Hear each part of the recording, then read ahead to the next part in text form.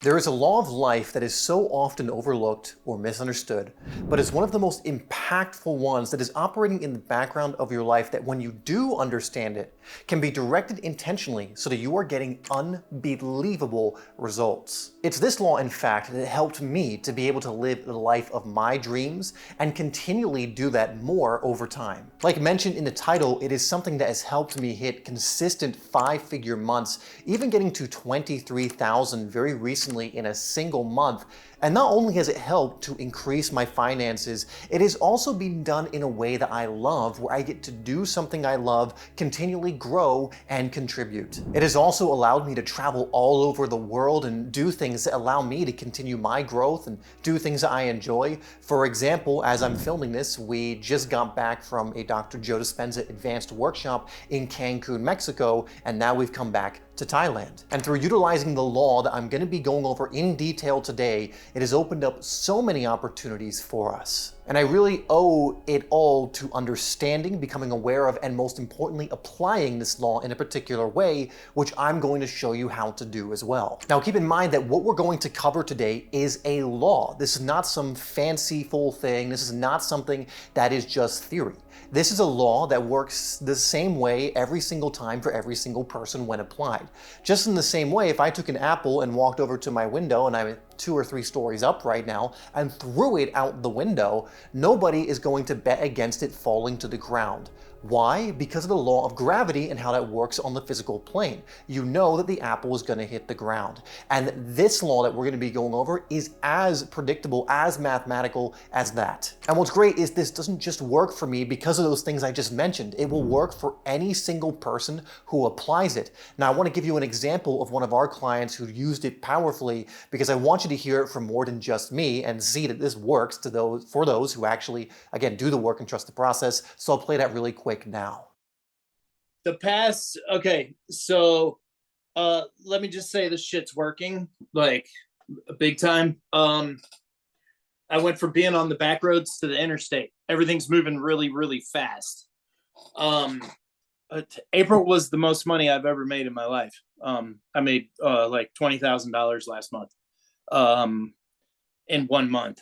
And then, like, I'm already off to $5,000 this month. So, like, this month's going really good too. Like, everything's falling into place right now. I've always wondered, like, when you go through something like this, how can this information be presented in a way? EMF is a mystery school presented as a self-help program.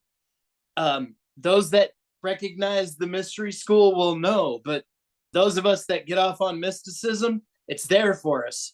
But those of us that don't really want to go there, this program is set up just fine for them, for everyone too. So it's really, really intelligent.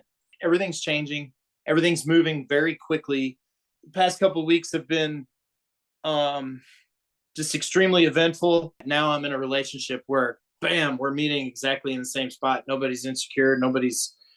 It's really a beautiful thing. I'm kind of mind blown right now. This is where it's at. Those of us that have found ourselves here, this is so cool that we found ourselves here and that we're doing this. And to put this into context, Tyson was really struggling with his finances before joining the program and learning about this law and us helping him apply it deeply. In fact, he was making, I think, just ends meet, kind of paycheck to paycheck, a few thousand each month. And he was also having troubles in his relationships. And now, not only is he making, like, consistent, again, 5-figure months now, he also has an amazing relationship that came in as he's been going through the program. Now, it's important to understand that Tyson, of course, he's invested in this program, committed, and it's been applying it diligently. But again, once you learn this law and you start applying it, these kinds of things begin to happen. Now, if you want to do this to an advanced degree, to an advanced level, and have something that's going to help you do this faster and more efficiently and just more clearly than ever, then you can check out the first link in our description. That's going to go over how you can apply to be in this program and what it can do for you, the results people have gotten, and so on. Now, before we jump into everything here, it is very important that if you want to get the most out of this video, to watch it all the way through. Why? Because a lot of people, when I present a video like this, they'll wait until I mention what the law is, or they'll wait until a certain point where they think they know what it is, and then kind of tune out of the video. And what I want you to understand is knowing about something and truly knowing something are two completely different experiences. You might hear what it is and you'd be like, oh, I know about that, and just assume things rather than hearing it all the way to the end and experiencing that what that is for yourself, and also getting the practical tools I'm going to give you so you can start applying this. Unless you have mastered this and you have basically everything you want in your life, you're going to be able to learn something here, and you're going to be learning it from someone who applies it in his own life and has gotten results, and it's also helped others to get results with this too. So again, I just invite you and encourage you to watch it all the way to the end to really pay attention here, because if you do, and then you start being able to do this, which you can if you do pay attention and apply it, it's going to create changes in your life that I'm assuming that you want. Again, this video is not just going to cover theory, which we will also get into that you need to know to be able to operate or to activate this more powerfully, but I'm going to give you practical stuff at the end so you can start using these tools to get it to work for you. So let's get into that now. We're going to jump into how all of this works, what this is, and then how to practically apply it, some practices you can do to get it to actually produce results in your life.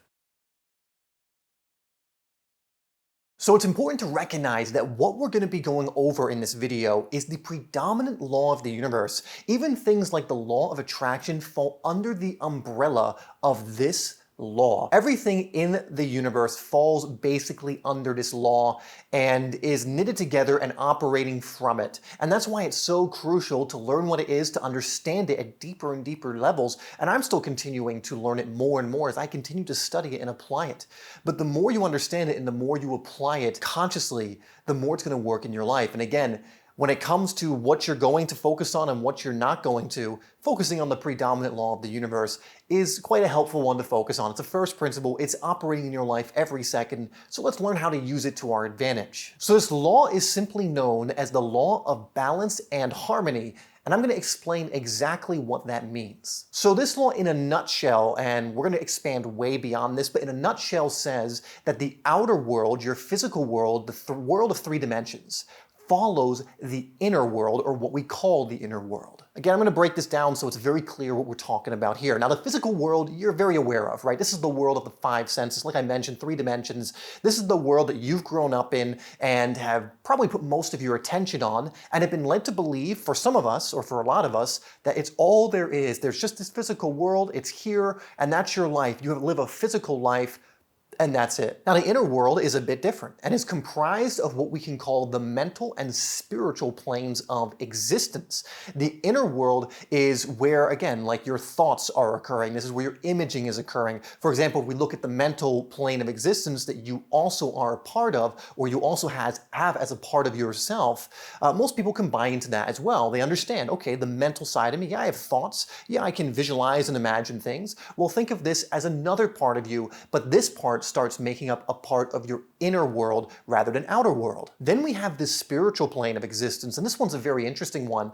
To keep it simple for now, you can think of this like your emotional self and your connection to something greater, almost like that line that connects you to what you are, the divine source, whatever you want to call it. And again, we can call this the emotional self or energy in motion self, because the higher you move on the consciousness scale, the closer you're actually getting to source. And we can use emotions to kind of gauge how we are doing when it comes to our spiritual development on this plane. Now again, this side of you is a little more difficult and sometimes impossible to conceptualize because it is beyond the analytical mind. It is something that connects you to something deeper, and what you're going to learn later, it connects you to the part of you that actually created everything else. So created the physical world, the mental world, everything came from spirit at the highest degree. So keep in mind that you are a three-part being, not only comprised of the physical, but the mental and spiritual as well.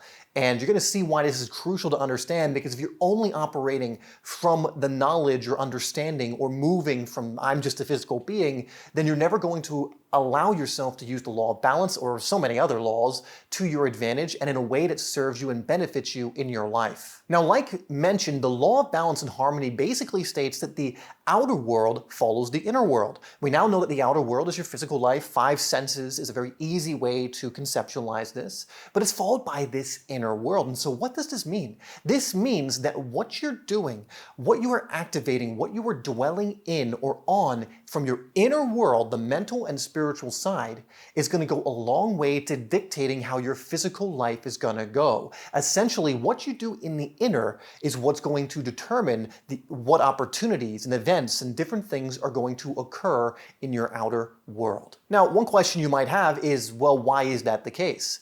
Well, would you believe me if I told you that reality, this reality that you have been living in, this reality that you're aware of, is actually much less physical than you've been led to believe? In fact, it's not just a little bit less physical than you've been led to believe, it's a lot more less physical than you've been led to believe. You see, most of us grew up learning about Newtonian physics and the Newtonian paradigm of life through our schooling, through our parents, because that's what they were taught.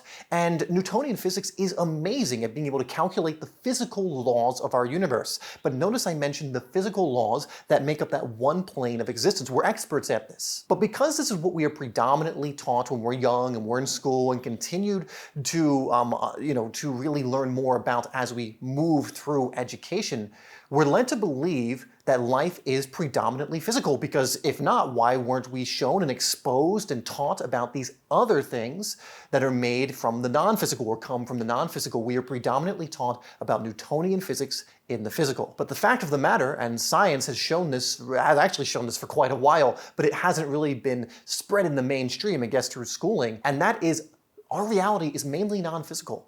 In fact, it is about 99.999999% empty space and energy, or non-physical, and the rest, 0.0000001% physical. Famous scientists like Albert Einstein have been quoted saying things like, "There is no out there, out there." Another very famous scientist, Niels Bohr, said that everything we call real is made of things that cannot be regarded as real. And then this one is from Max Planck: "I regard consciousness as fundamental. I regard matter as derivative from consciousness." It has even been said that if you were to remove all of the empty space from the entire human population, the amount of matter that you would have remaining would be small enough to fit inside of a sugar cube. Now that's shocking, isn't it? Why weren't we taught this? Now, I have my suspicions and theories to why we weren't taught this in school. One of them being it's a lot easier to control people that think they are subjected to physical laws only and can't influence reality, as most people were taught. Most people were taught you have no influence over your life, or very limited influence over your life. But again, this is a topic for another video. But just understand that some people had a vested interest in you not understanding the inner part of yourself, or what was beyond that 0.0000001%. So if physical reality only makes up that tiny fraction, that tiny percent that we went over of what's there, and non-physical, which is the mental and spiritual, makes up the rest, we could also refer to this as consciousness. Like Max Planck said, it makes sense that the outer world follows the inner world, that the outer world is derivative of consciousness of the inner world. In fact, let's go over something else that may also blow your mind if you haven't heard of this before. And that is the fact that physical matter and energy, so physical, mental, spiritual, are all made up of the same thing, just to varying degrees. They are simply at varying degrees of vibration. And everything in the universe is vibrating. Whether it is the grossest form of matter or the highest form of spirit, everything is vibrating and moving. If you were to actually look through the right scientific instruments at things that appear physical, like your hand, like the lights or camera I have here, the back wall, and you looked at it through a really powerful microscope, you would actually see that it's vibrating, and it's not nearly as physical, again, than you've been led to believe. But the vibration of physical matter causes it to have this illusion of appearing like it's physical, when in reality, again, it's vibrating, it's more non-physical than physical, but because of the way it's vibrating, it creates this illusion of physicality. In fact, the law of vibration is a very famous principle from Hermetics, and it simply states nothing rests, everything moves, and everything vibrates. So if we were to look at a pole, we could see that physical matter is the grossest form of energy and vibration compared to spirit in its highest vibrational form, and they are actually the same thing, only differing in degree. In fact, if you were to raise the vibration of physical matter to a point where it was going faster than the speed of light, it would actually disappear from view from physical matter and would again move further up that pole. Now on this pole, you have, again, spirit and energy kind of at the very tippy top. We could even call it source or the all or whatever. And then you have the grossest forms of matter at the bottom. And then you can think of it like every other varying degree of intensity of vibration is in between all of that. And this is like an infinite amount of calibrations of different vibrations, things that would be on the mental plane of existence and the subplanes of that, of the mental plane, the subplanes of the spiritual plane, the subplanes of the physical, because there are actually subdivisions within the physical plane, the mental plane, the spiritual. It's not really helpful to go over that now. There's 7 subdivisions and then 7 sub-subdivisions, and it kind of goes on forever.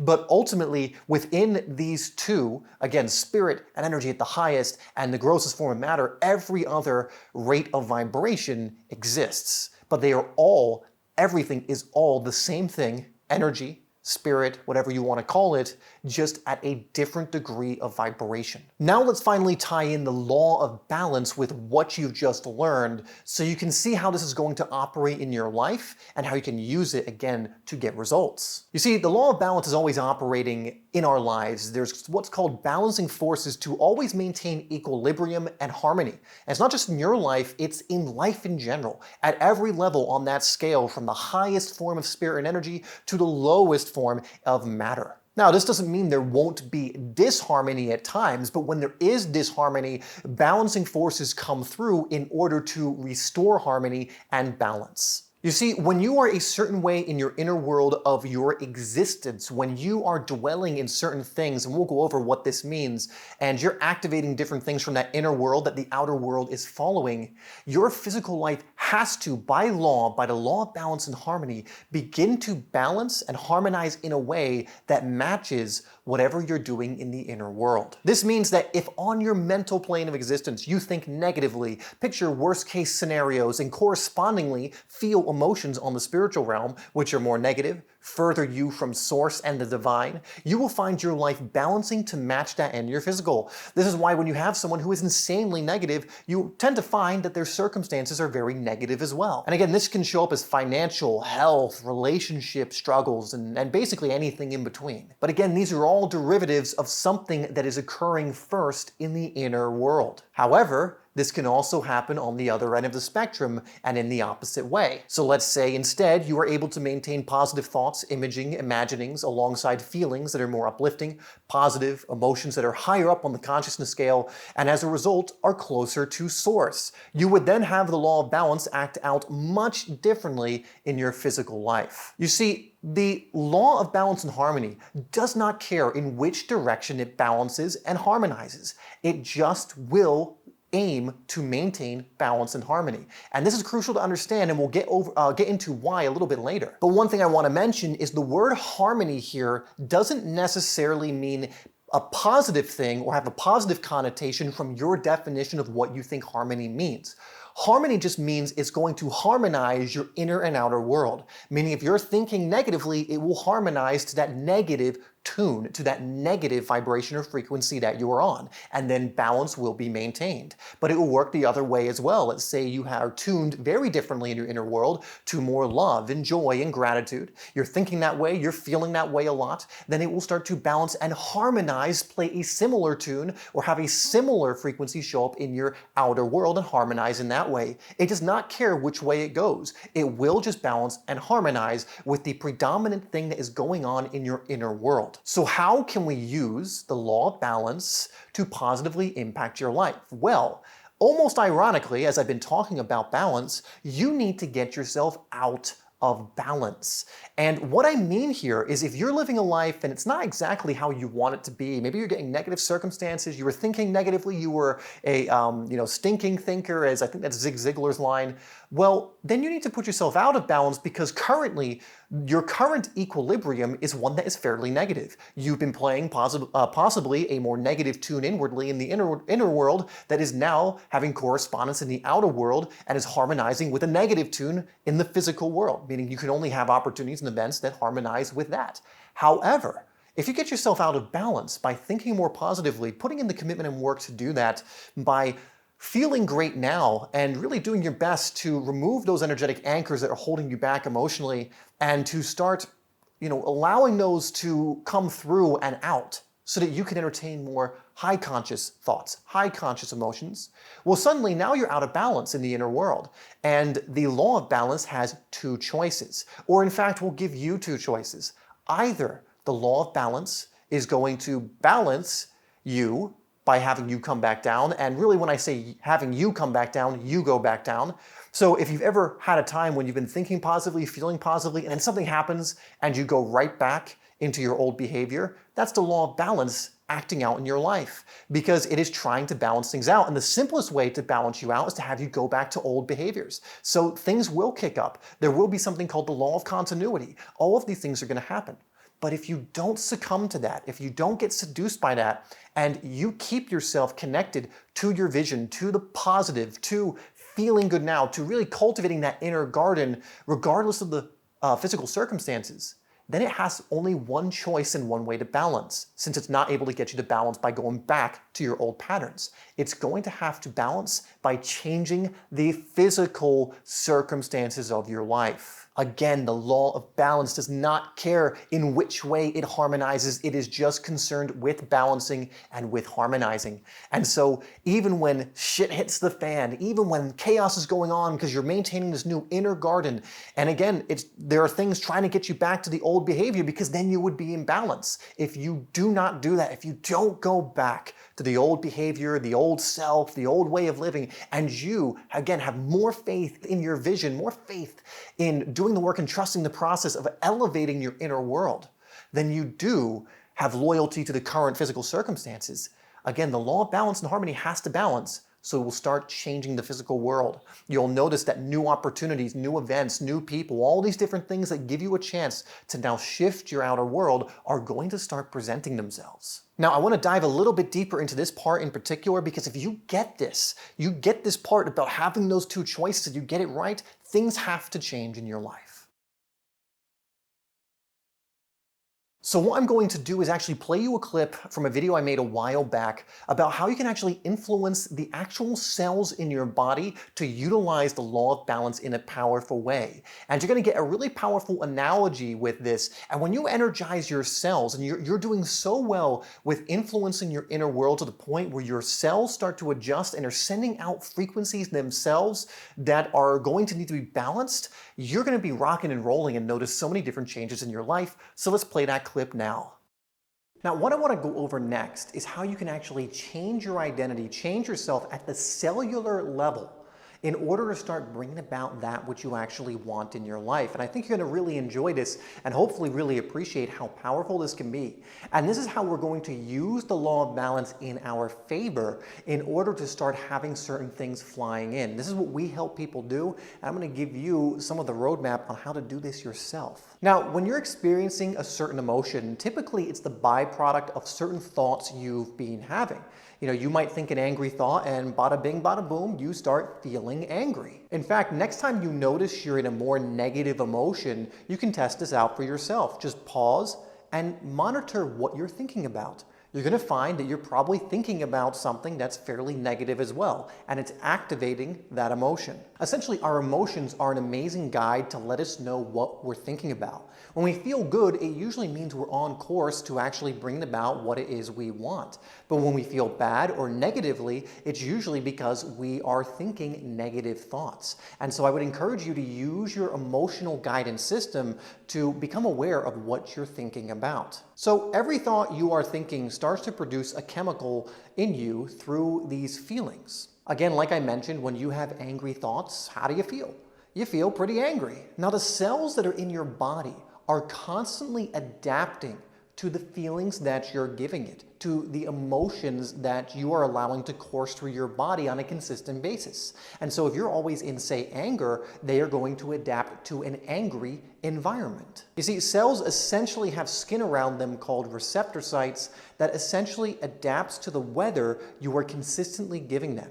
And the weather is simply the biochemical climate that your thoughts are producing. So what weather are you producing inside the body for your cells to adapt to? To keep it very simple, positive emotions, positive thoughts are creating, let's say, a sunny, pleasant climate for your cells, while negative thoughts are producing, harsher environments like rain and snow and bitter cold. So your cells essentially are going to adapt to the biochemical climate that you consistently produce over time. Now here's where the magic can happen, because when you start to produce a new biochemical climate, a new weather pattern for your cells to adapt to. So let's say you were negative and now you're producing a sunny climate. You're producing a more sunny, positive climate, biochemical climate for your cells because you're thinking positively, feeling positively most of the time. What ends up happening is counterbalancing forces in the universe become activated because you're now actually out of balance. Because of your newly adapted cells, if you stick with this long enough, these forces have to come in and again adhere to the law of balance and harmony. Now, how are these balancing forces going to be applied? Well, there's actually only two things pretty much that can happen when you do this. So remember, you had let's say if it was a more negative biochemical climate for your cells, that was normal and everything was balanced and you probably saw similar things in your outer world that matched that. But now you've changed the climate. And so your cells have changed, they've adapted to this new climate, but your outer world hasn't adapted yet because it's slower. So one of two things are going to happen.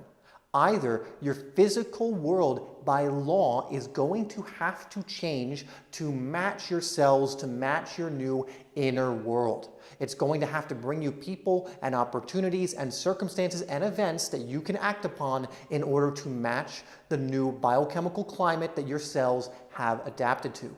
The second way it balances is you revert back to the old climate so that it matches your current physical circumstances, which at that point are still going to be more from the old climate or what we could consider negative. Those are the only two ways to balance out, and guess what? The universe doesn't care which way it balances out. It is just concerned with balancing it out. And so if you stick with it long enough, you stick to that biochemical climate, you keep feeding your cells that so they adapt to that environment, your physical will begin to change to match that. What happens with most people is they maybe do this for a little bit, they don't have guidance or coaching, or they don't have something that's, keeps them stuck with it. So when something kind of difficult comes in, they kind of back off and then the results go back down. But if you don't do that, you stay in the chaos, you stay calm in the storm. The storm dissipates and suddenly a new physical environment has been created because your cells stayed in that new adapted weather or in that new biochemical climate instead of you reverting back to a negative one. So essentially, if you maintain a new inner climate for long enough and don't stop when the balancing forces come in, you can literally have universal forces come in and shift your reality in massive positive ways. Essentially, your job is going to be to put yourself out of balance so your cells are living in the place and time where your goal has already happened, and then you have to just allow the physical to catch up through the law of balance and balancing forces. So at this point, I'm hoping you're starting to get this and see how this works. Don't worry if you don't yet. If you watch the video a few more times and really, again, just really think about it and really piece things together, you will get it. Now, there's one other thing I want to go over before we go over the practical things you can do, and it's what I mentioned a little earlier, and it's called the law of continuity. Now, the law of continuity is something that I have deep dived into before. And so I have a full video that goes over this, that if you're confused or you want to learn more about this crucial part of reality creation, you can check out that video linked in the description below. But I will explain it very, very briefly here. We're getting on in time and length in this video, so I don't want to harp on about it too much, but I want to just give you the cliff notes. And then if you want to go further, check out the link in the description. So here it is. Basically, as you go out of balance, in order to create new results in your life, certain things that would no longer balance with you or be available at the new frequency you are moving to will have to be cleared from your life. And this is why certain things can seem to get a little bit worse rather than better when you go on this path at first, right? Because things have to be cleared out, and things that are not going to vibe or mesh with the frequency you're going on have to be removed. And again, why is this? Because the law of balance has to clear these things out in order to maintain balance. There won't be balance if these things are with you as you go to this next place. Now, this is where a lot of people get scared and go back down to their old habits in the inner world, which leads them to staying in their current physical circumstances. And thus balance is maintained, so the clearing out begins to stop. stop. Again, a lot of people start doing this, the clearing out starts to begin. It might be you're losing a job, it might be a relationship starts breaking out, maybe a little bit of money is going out, whatever it is, and people panic even though they intuitively know they're on the right path, and they go back down. And again, law of balance is like, oh, well, things are maintained now, balance has been maintained and harmony is maintained, and again, the feedback stops. So you probably keep that job that was shitty and you didn't actually want and is preventing you from your highest. You probably stayed in that mediocre relationship and now it feels safe again, but you're not growing into what it is you want to grow into. Ultimately, you have to embrace the storm to get to the other side, but on the other side is a whole new level of clarity, coherence, abundance, a whole new life, if you allow yourself to balance at a higher level. And if you don't embrace the storm, you will remain where you are. And again, the feedback will stop. Again, you will be numbed out and it will feel safer, but nothing will change. You never grow in a comfort zone. You only grow in a growth zone, which does require you to dive into the unknown and to have courage. Now, again, if you want to learn more about the law of continuity at a deeper level, I give a really powerful analogy. You can check out the linked video down below after this one. So remember, an understanding or awareness of these ideas, the law of continuity, the law of balance, your outer world following the inner world, is not nearly, and I mean not nearly enough to experience the changes you want in your life. Knowing and not doing is the same as not knowing, and I want to just make it cut and dry. You can know everything about everything in the world, and it won't make a shred of difference unless you step on the treadmill and actually do the work. You could know exactly how a treadmill works, the schematics, you could put one together or tear it apart and then put it back together, and it will not get you an ounce more fit. The awareness is helpful, but then we have to actually do the work and trust the process. So this is the section of the video where you get a chance to do that. Again, recognize that the version of yourself that you need to become in order to receive the life you dream of, that you want, does not, I repeat, does not exist in your comfort zone or in what you know already or the known. It exists in the unknown. So let's actually step on the treadmill and start moving in the direction of actual results. Now again, if you want to gain deeper awareness and gain results as fast as possible, you can check out our reality creation coaching program, EMF, which you can learn more about in the first link in the description. We have a new cohort starting really soon, so we are only accepting a few more people in at the moment. And this program will not only show you a high level of information when it comes to reality creation, but will keep you accountable so that you actually stay on the treadmill and get phenomenal results. Like Tyson, who you heard from earlier in the video. Again, that first link will take you to a page where you can hear the results so many others have received as well. And again, I have never seen anyone who has joined the program, who has done the work and trusted the process, who has not changed in just immense ways. Now that being said, I will give you some stuff here that you can start applying right away to start utilizing the law of balance in your life. So like mentioned, your inner world is what will ultimately influence your outer. So we need to have a way to put more attention on our inner world so that it isn't influencing us in a negative way. So the first thing you need to do, and there's no getting around this, is you need to do more inner world work. And yes, that means meditation and similar exercises. It means actually doing the inner size. When you step on the inner world treadmill, it's going to give you more control over your inner world and more ability to influence your outer. Now, for now, I recommend having at least a 30-minute meditation practice, ideally even longer, but if you're just starting out, you can start there with the intention of going beyond that later. Meditation, visualization, and a similar practice open the doorway to the inner world, which, like mentioned, is what's dictating your outer world. Again, if you want to influence or start creating reality from that 99.9+% we mentioned earlier, again, the inner work is what's going to help you do that. Now, I also want to give you a practice and technique you can do in the moment that can help you to make sure you're dwelling on positive emotions and positive thoughts in your inner world, because it's not just about having a meditation practice. I, at the moment, meditate for hours each day, and it's one of the best things that I do, but it's no good if let's say I meditate an hour and a half in the morning today, and it's no good if then for the rest of my day, I completely forgot what happened in my meditation, or I completely, don't take that energy into the rest of my day. And so we need ways to continually cultivate our inner world while we're going through our day as well. So this technique I'm going to give you is an amazing thing you can use to clear energy as it comes up that's of a more negative nature. The first thing is to be more aware of your emotional state, your energy and motion state, because again, that's influencing that spiritual side of yourself, which is at the tippy top, if you remember, of that pole. It is the top of the hierarchy. The more you can master your emotions, the more you will master your life, I promise you. And so this technique I'm going to give you is a way in which you can snap yourself back into an emotional state that serves you, benefits you, while also clearing out some of the gunk and negative energetic anchors that might be holding you back. And so again, I mentioned this in one of the videos I've already shown you, but I'm going to play a clip on how you can do this practice. It is very simple, a simple 4-step process, but the more you use this, the more it's going to start impacting your life so that you're able to cultivate your inner world in a way that's going to help you use the law of balance so that more of what you want in your physical starts to show up. Now again, the way to tune in to how you are thinking is your emotional state. How are you feeling? If you are feeling negative most of the time, your thoughts are most likely negative. And so use your emotional guidance system to your advantage throughout the day to stop and pause and just become aware of what you're thinking about. This is why in EMF, mastering emotions is one of our core modules, because it just plays such a big part in your life. And when you begin to master your emotions, you begin to master your world, and you begin to intentionally create your biochemical climate.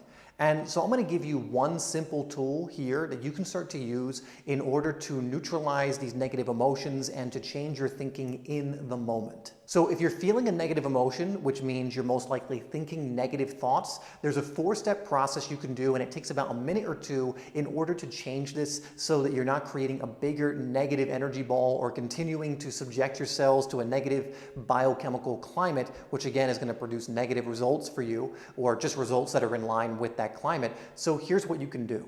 First up, you got to catch yourself and wake up. You have to notice that you are acting unconsciously and that you're caught in a bit of a pattern right now.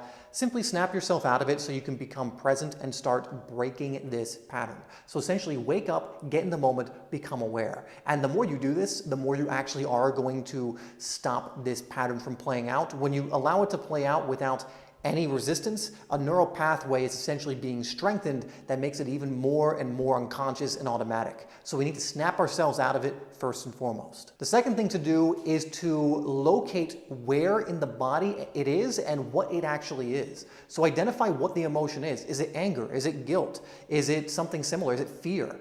And then really feel out in your body, is there a certain location in the body where you are feeling it? Thirdly, you want to disidentify yourself with the emotion. One thing that sends us for a negative loop is we start labeling ourselves as the thing. You know, that I am angry, which is, might as well say I am anger, or I am guilty, I am guilt. You know, we want to disassociate this as not something that you are or is a part of you, but something that has just latched onto you, something that you are experiencing, right? So instead of, let's say it's anger, I would say, you know, I am David McEwen experiencing the emotion of anger. And you may find immediately when you disidentify with it, disassociate with the emotion, that you already feel a little bit better, because this is not something that you are. It's just something that you're experiencing. And lastly, you're just going to observe and allow. Now that you've disidentified with this emotion, it's going to be a lot easier to do this, to just watch something that isn't you and realize like, oh, this isn't me. I'm going to allow it. You know, this is not something I'm going to banish or try and force away, because I can't control something that's not me, but I'm just going to allow it and observe it. And you're literally just going to observe the emotion. You might find it's in one part of your body, and then it starts to move.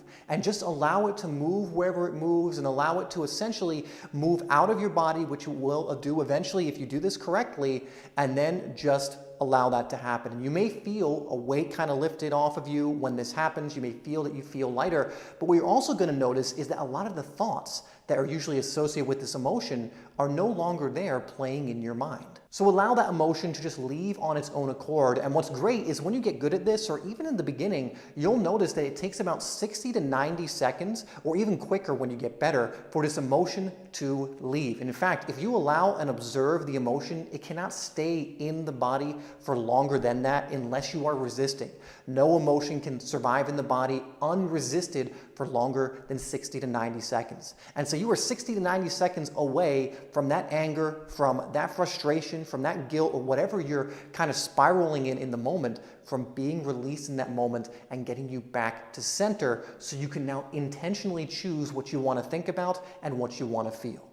Now again, use this tool as often as you can. In the beginning, you might be using it 10, 20, even more times a day as you notice that so many emotions that are derailing you and are actually comfortable for you in the negative side of the consciousness scale are coming up in your day. Use it as often as you can. The more you can clear that, the more you can change your state, change the frequency that you're on to one that you would like to be on, the better this is going to get, the better your life is going to get. Now, the final tool I want to give you is another deep dive into the subconscious mind through this video. And the reason I want to give you this one next is because so many of your actions and your thoughts are coming from the subconscious mind. And so if you don't reprogram this intentionally, it becomes very difficult to enact the law of balance in a way that serves you. So I'd go check that out next.